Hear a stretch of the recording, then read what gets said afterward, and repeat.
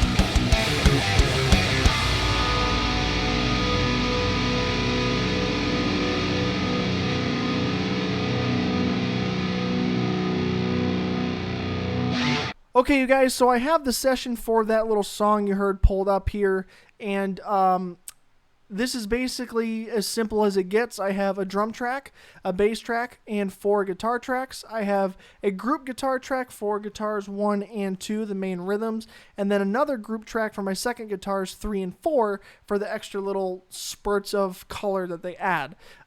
So basically, I'll give you a quick rundown of what some of the stuff sounds like, and then we'll kind of jump into the plugin a bit more. So with the first 2 guitar tracks here, if we solo those out, this is what they sound like.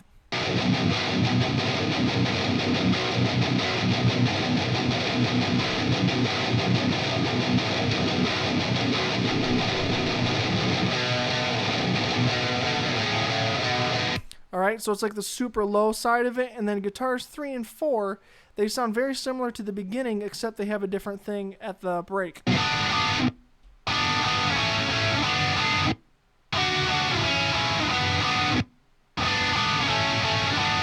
And then all of them together, and you get this.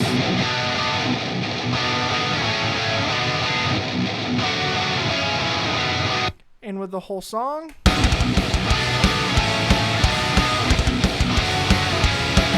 And that is without my mastering chain and mixing chain at the end. So if I turn that on,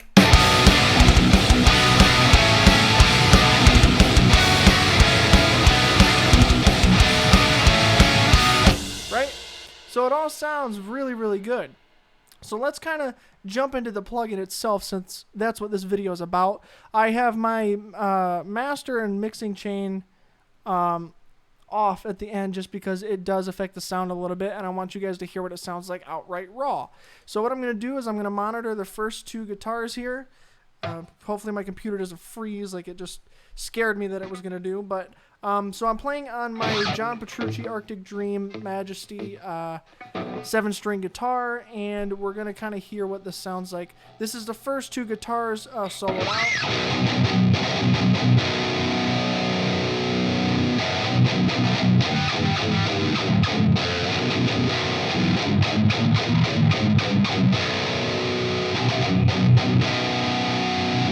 And basically that sound is the default setting for the actual plugin. So when you open the plugin, this is the first thing that you're presented with. This is the first preset, and this is what it sounds like. For a default preset, that sounds pretty chunky and pretty heavy. So what I'll do now is I'll walk through from left to right on this plugin. So you have 3 different foot switches on this plugin. The first one is the Fortin noise gate, which makes everything quiet and clean and not really annoying.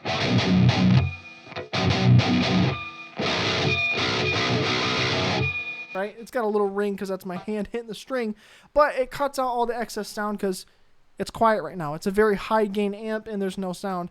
Without it, it'd be a lot more noisy and hissy. You have the hex drive, which is an overdrive pedal, and you can obviously see that's not turned on. The grind is turned on, and I'll explain why in a second. But if I had the overdrive, the hex drive turned on, what I do is have the level set all the way up and then use the tone to adjust how I want it to sound with the drive all the way down.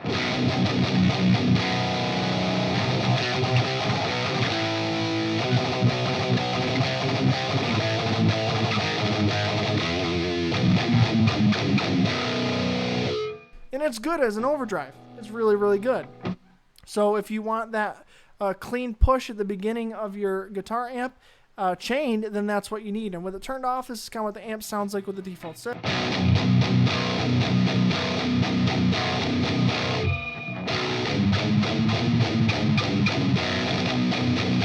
It's a little more flubby, and you turn the hex drive on, it just kind of tightens things.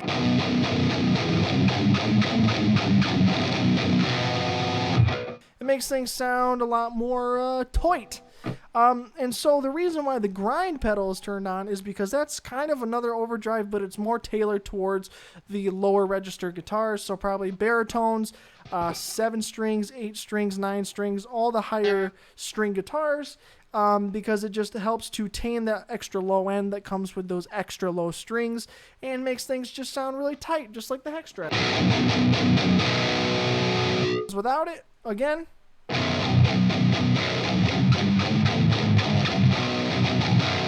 still a good sound, but very flubby. Turn the grind on.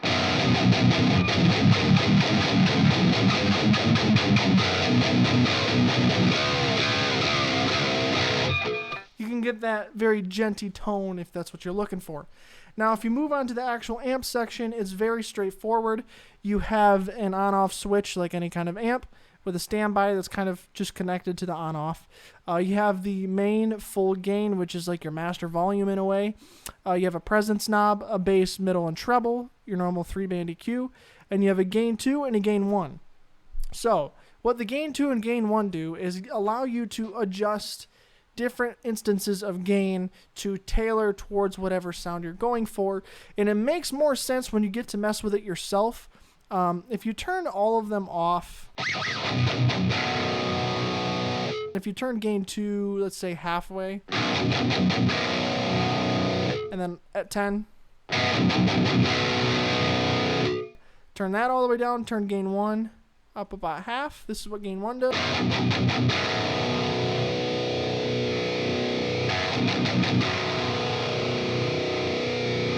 Defining where in the middle you want that to be, and that's what the default setting is, with gain 2 all the way up and gain 1 at about 6.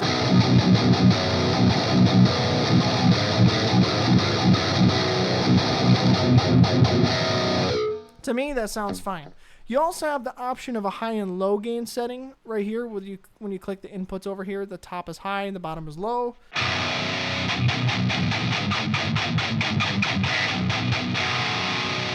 Below, go to the high.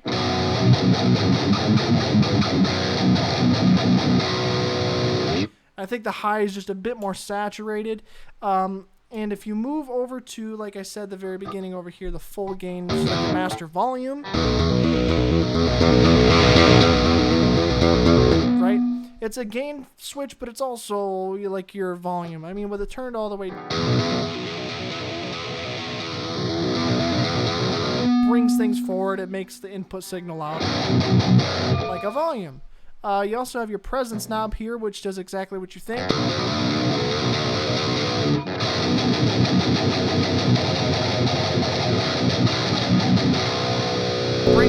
this more in your face and just brings it forward. Makes it more right there in your face, sticking out at you. Be careful though, because that can get out of control between presence and treble. It can get very shrilly and fry sounding. The bass, middle, and treble, those are self-explanatory. And moving on to the next section, after I switch the oversampling back to high, because that's where you want it. If you can have the power to do it with your computer, it'll make things just sound better. It's more detailed. You also have the cabinet section that comes with most Neural DSP plugins, and it comes with a handful of different microphones. You got dynamics, a condenser, and a couple ribbon.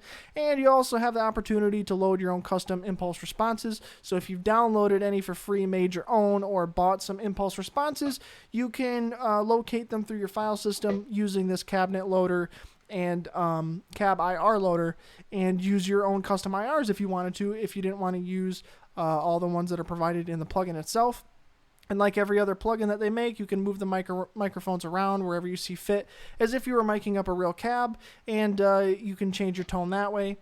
And that's pretty much the whole gist of this amp simulator, except that it has MIDI mapping ability, and it also has a tuner if you really want to use the tuner on it, which is nice because it just makes everything into one package, so you don't have to use a separate tuner. As you can see, I have one loaded up over here just by default in my Cubase session G-Tune. That's my normal tuner, but it's nice having one built into the plugin itself.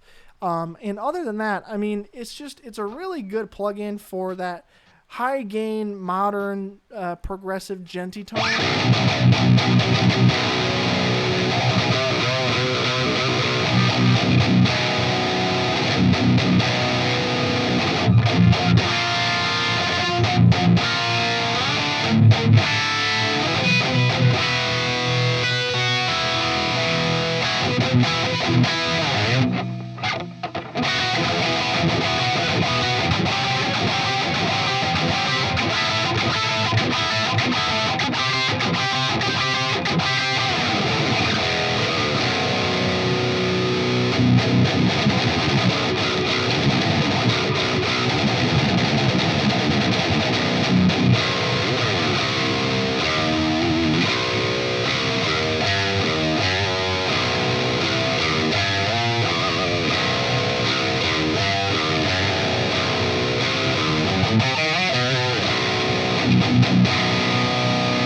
So it just sounds really good. It's fun to mess around with. And if you're not all into making your own tone by messing with all these settings, the default tone and preset is actually very, very handy. But you also have the factory presets that Neural DSP provides. So you have some classic rock tones. It looks like you have 10.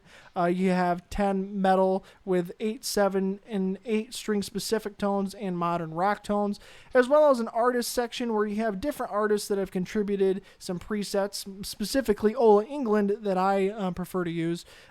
He's got some presets built into this.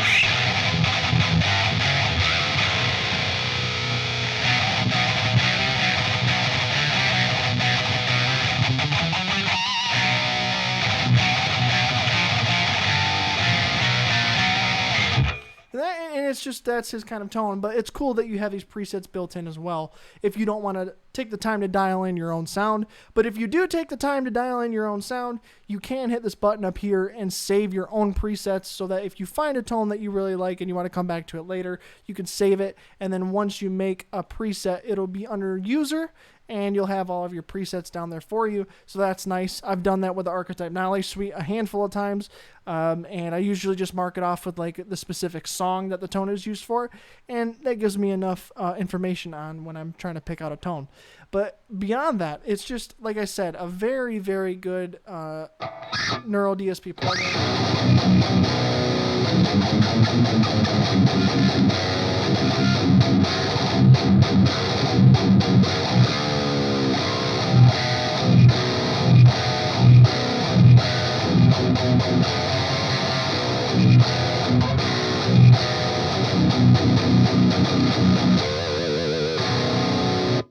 So, if you have the means of getting this actual plugin, if you have a little extra cash, which I know times are really weird nowadays with everything that's going on, but if you do have the extra cash and you have the ability, like myself, to run these kinds of plugins and stuff on your computer, then it's definitely something that I would recommend.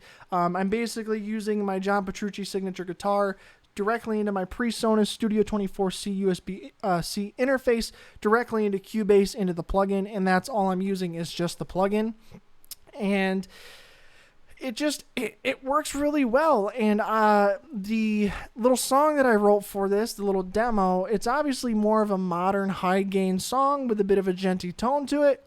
And that's with the default setting. So I didn't really have to do much with messing with the guitars or anything. I did my normal EQ stuff here, basically high and low pass, just to take out some of the extreme low end and some of the extreme high end with digital amps. And that's about it. I mean, I didn't really mess with anything else. They kind of just fit into the mix fairly well, if that's the kind of sound you're going for.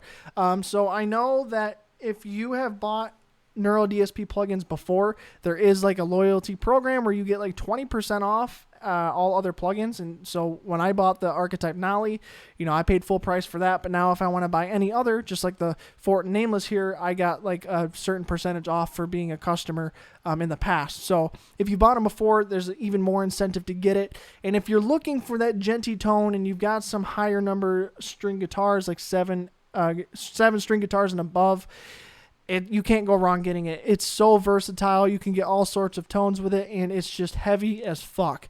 And if that's what you really want, then I really, really recommend it. It's going to be cheaper than getting a rig to sound like this with actual gear. Not saying that you shouldn't get real gear, because obviously I love physical gear itself, but these digital amplifiers do such an amazing job nowadays, it's hard to not get them. Either way, I think that's a good walkthrough. If you have any other questions or you want to know something about it that I haven't gone over, I didn't mention, let me know down in the comments. Other than that, let me know what you thought of the demo song, and let me know what you think of this plugin. And like I always say, thank you guys so much for liking, commenting, and subscribing, and I'll see you in the next video. Stay metal, my friends.